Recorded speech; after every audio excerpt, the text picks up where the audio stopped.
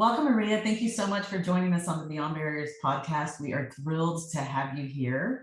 And without further ado, I want to dive right in because you have a very interesting background. You've had a little bit of transitioning from various different jobs. And this is what we're all about. I want people to understand your journey and what has brought you now to your role at REDF. Yeah, thanks so much for having me. Really appreciate being here. When I talk about my journey, it's a little bit of a three-act play. Like I started my career in insurance, so in the private industry, and then 9/11 happened and I kind of got shook into my core. And I was like, am I really walking in my vocation? Am I doing the thing that I was meant to do on this earth? And you do all that introspection, you realize no, you take inventory, you realize no, you're not. And I spent the next couple of years trying to figure out, well, what is the thing that's going to get me on my way? And spent the next 15 years after that in purpose, working for an organization called CARA in Chicago that was designed to help people experiencing homelessness and poverty get back to work. Spent another 15 years there. And then I realized, okay, this purpose bug, it's a thing, you know? So how do we spread it far and wide? And found this beautiful organization called REDF, based out of California, but nationwide, that's helping social entrepreneurs effectively create jobs for overlooked talent across the country. And I thought, okay, three-act play, 15 years in private sector, 15 years in purpose. And how do I take those lessons for maybe another 15 years, kind of spreading those lessons far and wide through deliberate practice? I love that. And what you mentioned a little earlier of, you said you were kind of shook into your core after 9/11 and you really started thinking about that introspection of like, am I doing what I really want to do? And it's all around like clarity of getting clarity on, what do you want to be when you grow up, right? And it's one of those questions that we always ask ourselves. And then sometimes we look up and find ourselves not really where we wanted to be, right?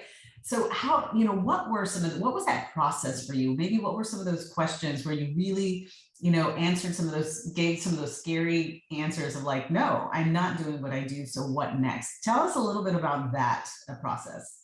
It's interesting. When I look back on it, I think that I was meant to be here, but I didn't know that back then. And the reason why I say that is because I'm born a Korean American immigrant. So daughter of two immigrants that came to this country however many years ago. One as a nurse, the other that wanted to figure out, is the American dream a real thing? So he was kind of a hustler. He was his own entrepreneur. So I'm, in a way, the product of a nurse and an entrepreneur. So in hindsight, it's kind of like, oh, no, duh, I'm a social entrepreneur. You know what I mean? So there's a little bit of the origin story that I think is kind of coursing through your veins, whether or not you recognize it real time. And the second thing is, I think our childhoods are very seminal. There are lessons that we get from all of the people who are part of our village of rearing. And for me, I had a teacher / coach when I was probably 14. His name was Terry Joswick, and he was the sponsor of the Key Club. So that's that service organization when we're in high school. So I got turned on to what it's like to be in service of other people, to be in service of the community. It always stayed with me. And I always wanted to be in that work. I just didn't know how. And when 9/11 happened, so here comes an externality, like the world is going to keep happening around us. When 9/11 happened, I thought, our days are radically precious. And we have a real responsibility to recognize how precious they are. And when I did that, when I took stock, I thought, hey, here's a great organization. I learned to cut my leadership skills here. I loved the culture of this organization, and it wasn't feeding my heart. After I looked in the mirror, after I felt the pain that this country was going through, and after I asked myself, am I doing what I'm supposed to be doing? It wasn't adding up. So that's when I went on this kind of deliberate course to find my new why. And so it was those three things, I suppose, that were my clarity equation along the way.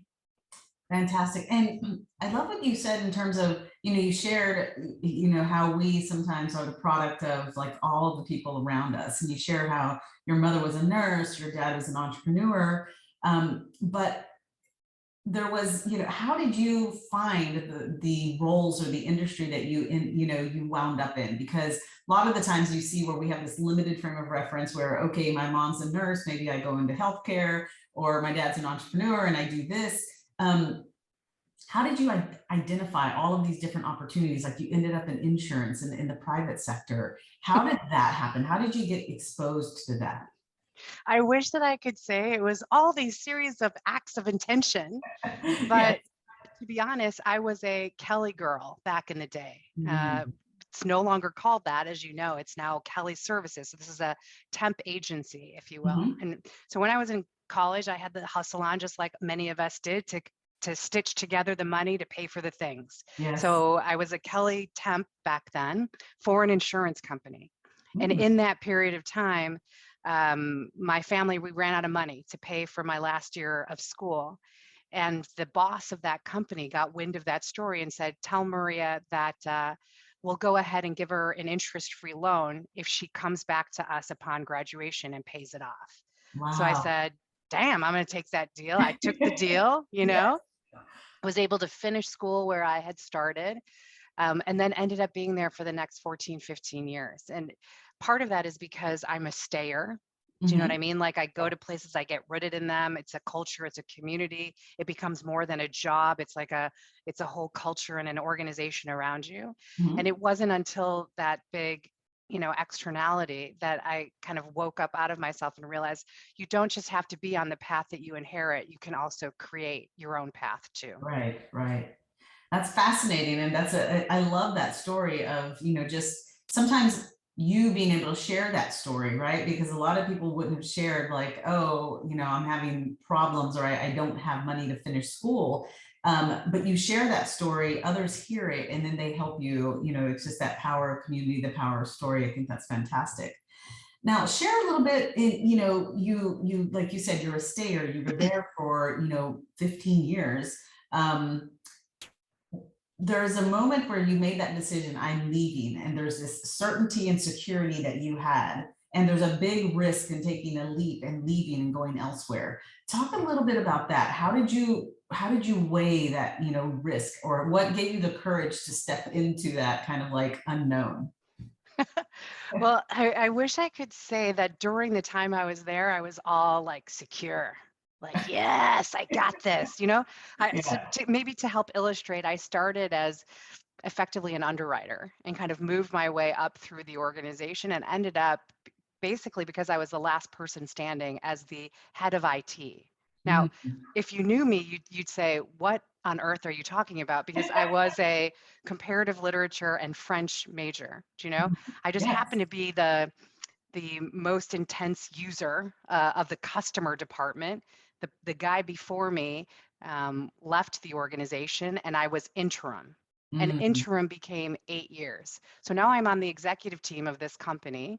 I'm one of two women, maybe three women at the time. I'm the only person of color in Mhm. a large organization. And so I was constantly faking it till I made it. Do you know what I Yes. mean? So I wasn't like patting myself on the back, like, yeah, yeah, I got this. It wasn't like that at all. I was nervous every day. I was thinking I was going to screw up every day. That's quite funny that I said screw up. I thought I was going to screw up every day, but it was just like this notion of kind of faking it till you make it, living into the role, even if I myself didn't believe that I deserved it, and kind Mhm. of developing that mastery over time. And Mhm. then when I found this new gig, it wasn't that I was secure on that either. That was a massive leap of faith for me to take a left turn and go into an entirely different industry. And Mhm. because I was an unknown commodity in kind of the purpose sector, it was a big leap. You can't just step into an executive role. So I went down in the org chart and had to kind of work my way back up. So it was leaps of faith all around. But there's something about listening to your inner you that Yes. I think gives you courage in some form or fashion to hustle you through those stages. Fantastic. I love that you were talking a little bit about how faking it till you're making it. That's that imposter syndrome that we all struggle with, right? I mean, I think the latest statistics are that 83% of career professionals all feel a level of imposter syndrome. But talk about that a little bit. I loved how very much like many of us, we pursue this degree in college, and then the roles you end up in may be the furthest thing from what you studied. But it really boils down to the competencies, the skills or the natural kind of like strengths that you played with. And obviously they saw that in you, where they tapped you to be this interim, and the interim turned into forever. Can you talk a little bit about how did you discover those strengths, and what would you do when you were saying, I'm faking it till I make it? You were obviously doing something right, and mastering what it is that you did. But talk a little bit about that process of, when there was something that you didn't know, how did you learn it, or how did you dive into it to master it? Mm. That last piece helps me. It's something that I didn't know. How did I develop that mastery? Number one, I surrounded myself with people that knew more than I did. Mm. Number two, I was unabashed by saying, I am not a technologist. Like, I am here because I think I can see rows and columns. I think I can see how the pieces fit together. I think I was your hardest customer. When I was part of a user department, I was your hardest customer. So I understand what the customer's expectations are and how we can translate tough concepts to them. Mhm. Those are my capabilities. That's Mhm. not enough. In order for us to achieve what this department needs to achieve, we need all of these things. So honestly, I was very unabashed with my naivete on a whole host of topics to invite more voices into the room so that we could get smarter together. I think it's so powerful, the power of transparency, of saying, here's what I bring to the table, here are my value cards, and you have all of these other value cards, and together we're going to put these cards together and have a winning hand, right? Yeah. And I think that's one of the biggest fears that sometimes women have, where we feel like we have to know it all or do it all ourselves. Can you talk a little bit about that? Is that something naturally that you just were like, I'm just gonna put it out there? Or was that something that you had to step into to say, I'm just gonna like put it out there, be transparent. I don't know what I don't know. Tell me a little bit about that. How did you, many people build that muscle, but it seems like you had it kind of like, here's what I can bring, and that's it. Well, it could be hindsight's 2020 on that one. So I don't think I had it out the gate. I think that, like, what did I do well back then? I was probably in my 30s or early 30s when I was first in that seat. Mhm. And what I was great at was making friends. Mhm. Was just like one-to-one private conversations, building trust.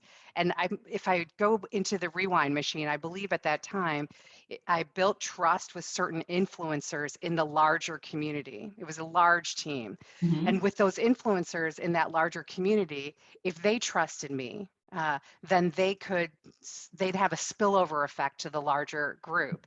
And if they knew, okay, I'm helping her to complement her skill sets by bringing this competency to the table, and that winning combination won, then we kept lather, rinse, repeat over and over and over again. So I don't know if I had that transparency in full blast right out the gate, but I Right. think I earned it and learned it with these micro connections over time. Mm. Fantastic. And that gets me talking about community, because it seems like the power of those relationships and the trust that you built are really what helped you. And what I take away from that is that, there was a level of strategy or intentionality of like building those relationships. Can we talk a little bit about that? Because when we talk about community with women and like networking, a lot of them feel a little kind of like about it, because they feel that they don't want to develop a relationship just because they feel like they're going to use the relationship. And we're trying to get them to shift that mindset that no, like leveraging those relationships and having that reciprocity is really powerful. Can you talk about that? Of how did you build trusted relationships? I mean, all boats rise. I'm definitely a fan of that concept. And I also think that most recently I stumbled upon an HBR article on this very topic. And it Mhm. talked about this notion of imposter syndrome. And it was a mind blow for me to read, because it kind of turned the notion of imposter syndrome on its face. And it said, recognize this. Recognize the fact that the reason why imposter syndrome exists is because the norm was centered on a white male leader. Yes. Recognize that. And so if you know that to be true, then you're not an imposter, because you were never designed to be the center or the Yes. norm in the first place. You Uh-huh. are just who you are. Do you know? And then compound that with, I just, heard a friend of mine speak the other day, an influencer in this larger community of the work that I'm in today. Her name is Pam. And she was preaching to all of us effectively and saying, recognize this. This is a room of BIPOC leaders across the country that are in this movement of creating jobs for, again, overlooked talent. And she said to all of us, she said, you are fish. She said, you are fabulous fish swimming in an ocean, so free, so vast, so awesome, just as you are. And the world wants you to be a bird. The Right. world wants you to fly in the sky and do these flip-flops and all of these things, but you were never designed to be the bird. You are a fish, you know? And I listened to her, I read the HBR article, and I realized, damn, I am just fine just as I am. And if I can say that to myself, like, how do I use that same kind of mirror holding skill set to say that to everybody else around me, all of these rising leaders that want to know that their intuition is kind of in the right place. And I want to give them that confidence that you have greatness right inside of you. You don't need to index yourself to a norm that wasn't designed to be yours in the first place. Oh my God, that is so, so empowering and inspirational. Can we talk a little bit about that? Because, you're in this space of where there's talent that is overlooked, and you're working with organizations where you're getting talent hired, this talent that's overlooked. And sometimes BIPOC professionals, underrepresented groups, even though they may have landed the job in this organization, still feel like they get overlooked. Because sometimes it's cultural norms where we're told, like me coming from a traditional Mexican American family, it's like, mija, put your head down and work really hard and let the work speak for itself. And we know that that really doesn't happen or doesn't work. Share a little bit about that. Share about, talent that's overlooked. How do you get recognized, or how do they make sure that they're standing up and standing out?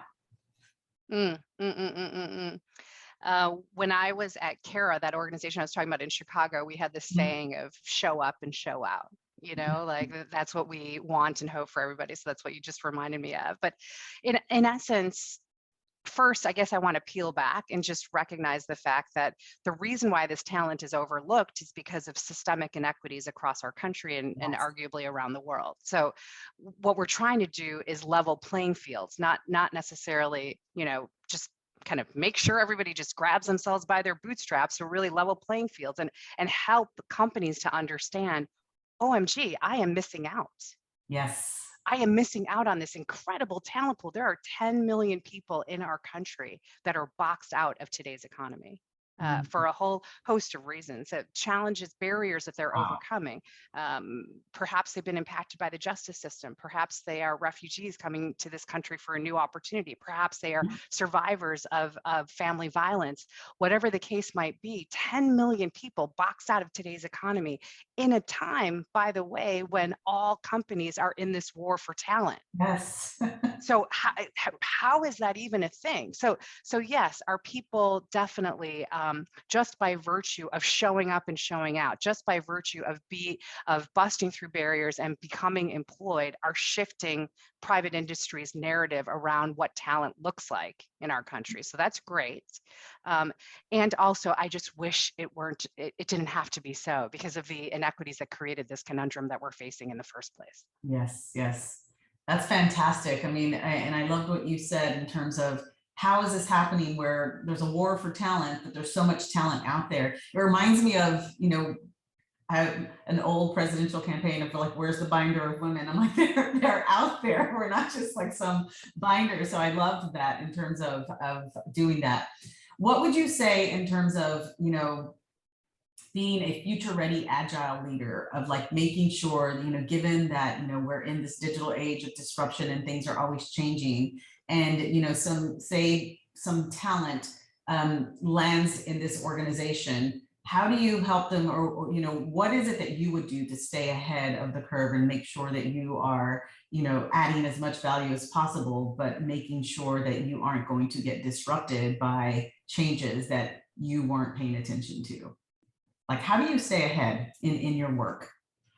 Can you say more about the question in terms of? Yeah. So, there's this idea of, disrupting yourself before you get disrupted, where sometimes when we do go in and we're doing work and we keep our head down and then we're not paying attention to, you know, the technology changes or the changes in the industry, or even now, right, we're going into this big economic recession. How is that going to impact your industry, your organization, your team, you yourself? How do you make sure that you are staying ahead and making sure that you're developing the next level competencies to stay ahead? So in the work we do today, if you can imagine, we maybe a little zoom out on REDF. So we've got 240 different, they're called employment social enterprises in our portfolio. These are small businesses, some medium-sized businesses that are doing a good or service for the world, but also they exist in order to create jobs for talent that's been overlooked. They're in 33 states plus the District of Columbia and a whole host of industries. So, and they're cumulatively generating $1.4 billion in revenue and employing around 86,000 people across the country. Wow, that's Great phenomenal. stuff, great stuff. And again, the distance though between 86,000 and 10 million, it's pretty vast, right? So that's why I'm in this passion project of not just expanding the portfolio for more businesses, but also using the talent that we're reintroducing to this country to help shift, again, the narrative around what talent looks like here. And so to your question about how is it that we're staying ahead of the curve, well, we have to understand what our customers ultimately want. So our customers are both the individuals that we're hiring, but also the companies that will ultimately be their employer downstream. Where's demand going? You know, how is technology advancing? How do we need to focus on upskilling our population in order to ensure that they remain competitive for those jobs? How are we studying how the globalization of our economy is affecting supply chains that will have a downstream effect on our businesses too? And that's part of the reason why our organization is focused not just on program design, like how we're supporting the individuals that are ultimately employed, but how the businesses are structured and ready to be both scalable and sustainable for the future. I love that, and making sure that they can pivot at any moment, given given changes that, you know, happen, like COVID, like things that are happening right now. I think that's phenomenal. Let's shift gears a little bit and talk about, you know, how, as you started shifting from private to purpose to the things that you're doing, when you set goals, or like you've had this introspection, you decided, okay, I'm going to pivot. Here are the goals that I want to achieve in the next year, in the next 6 months. Talk a little bit about how does that process work for you? How do you kind of make sure that you are always working towards your goals and you don't get sidetracked? So what is it that you do, you know, on a day-to-day basis to make sure that you're reaching and achieving the goals personally, but also professionally in the work that you do? So I have a friend, her name is Zoe Dean Smith of an organization called Vital Voices out of DC, kind of an international organization of women leaders. She's awesome.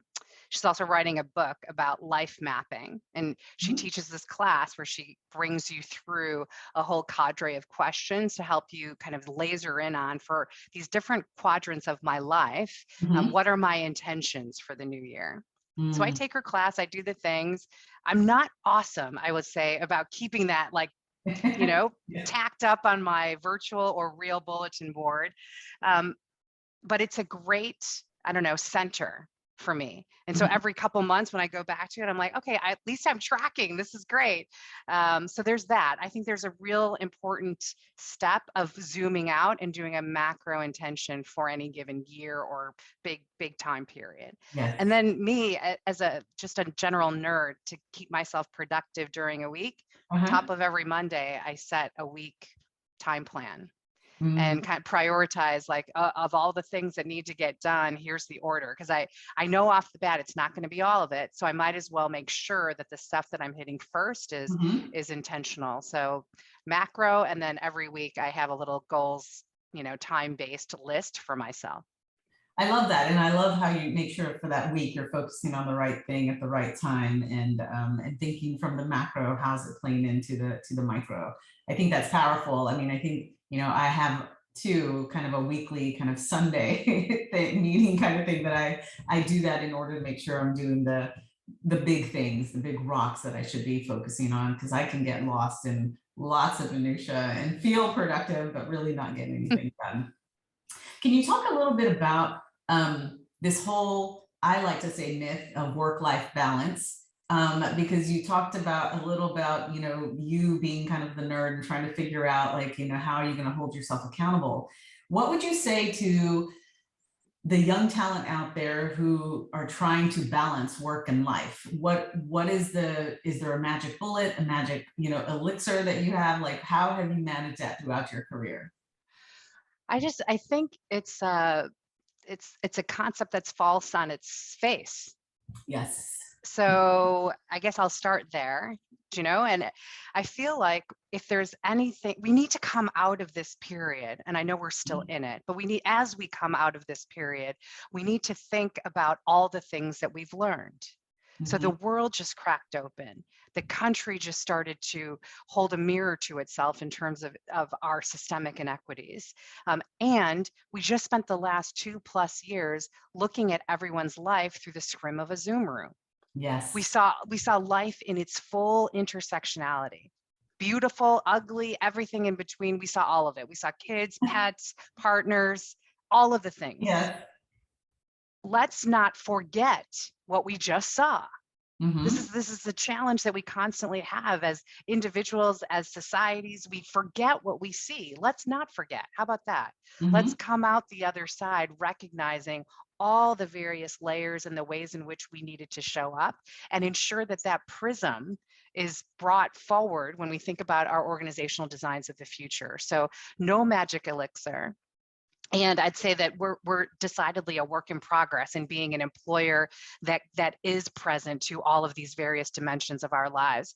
I say we're a work in progress with great intention to live into this aspiration of being an employer that recognizes the integration of all of our families, things, people, et cetera. I love that. And I totally agree. I always describe it as, just a work-life integration. I mean, you can't separate it. And I love what you said in terms of let's not forget what we saw. I remember a decade ago when I was running programs of helping women re-enter the workforce, and leaders were very kind of narrow-minded and saying, no, it has to be 100% full-time and they have to be at a desk. And it was just like, well, we could probably do this remote kind of thing. And they're like, no, it'll never work. Well, COVID didn't give us a choice, and it worked. So let's not forget that, because I understand, we all understand we have to, go back to the workplace. There is some merit in, and value in person kind of meeting and all of this, but we also have to remember the flexibility piece of it, that the work will get done. We learned that through COVID. People will get the work done. It doesn't matter how or where they do it, but they will get it done. So I love that. Let's not forget that, because we did it. And if we try to go back to the old way, I think we're going to have a lot of other problems kind of come out. So I could talk to you forever. I love your energy and your just pearls of wisdom that you've been sharing. But as we close it out, we like to ask what we have our lightning round questions. And I think this is my favorite part because they can get really fun. But let's talk and learn maybe some things about you through these questions. What book has greatly influenced you? For this one, I chose Crying at H Mart. Mm. It's a book by Michelle Zauner, and it's a beautiful book about an immigrant daughter and how she processed the loss of her mother, the families, the notion of living a hyphenated life, Korean and American, all of the things. And it's about grief. And I read it last year for my first vacation during COVID, and just bawled my eyes out for days on end. There is something central about the loss of people and what it means to us, and where we come from, and how that informs where we go. That book has stayed sticky with me for a long time. So cathartic it sounds. I'll have to pick that one up. Next question. What is your favorite inspiring quote or saying? It goes something like, we can be both a work in progress and a masterpiece all at the same time. I love that. Yes, Yeah. I love that. It plays into that whole idea of, faking it till you make it, right? We're a work in progress, but we're still a masterpiece. I love it. Okay. What is one word or moniker you would use to describe yourself? After my inspirational speech from my friend Pam, I'm going to call myself a fly, foxy fish. I love it. Oh, what is one change, habit, behavior, some action that you implemented that made your life better? You know, earlier today you talked a little bit about big rocks, so I think you're probably a Stephen Covey fan too. And he has a principle that was something like seek first to understand, then to be understood. And Mm, that competency of building empathy for where somebody else is coming from first has been something that stayed with me for a while. yes, yes. And you pegged me. Yes, definitely a Steve Covey fan. Um, this is my favorite. Okay, let's imagine, Maria, you're about to walk out on stage. There's 3,000 people there, cheering. And what would be the power song you would want playing in the background as you walked out on stage? Good as hell. Lizzo, good as hell. All right, I love it. I'm going to make a playlist with that one in it. Well, Maria, thank you so much for your time. It has been so insightful, so inspirational, and I love the work that you're doing. So keep doing what you're doing. And hopefully that, stay connected. There's a lot of parallels in what we're doing here at Beyond Barriers and what you do. So we'd love to make sure that we stay connected and partner maybe in the future. Thanks again for being here.